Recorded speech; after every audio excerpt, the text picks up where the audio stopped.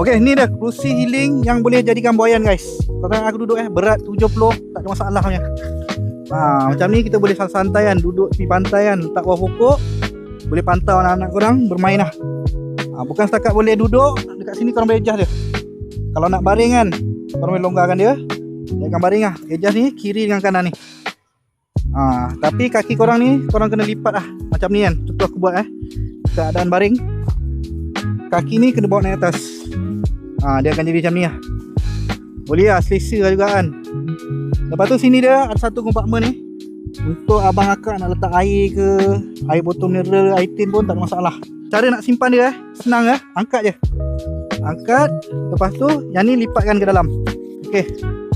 Lepas tu yang ni dia ada dua klip tau, safety dia. Tarik saja untuk kedua-dua ni. Lepas tu kita angkat, dia akan lipat macam ni. Dia ada bagi satu dia punya bag ni, kita jangan masukkan je. Nak pakai untuk kegunaan rumah boleh, camping pun boleh.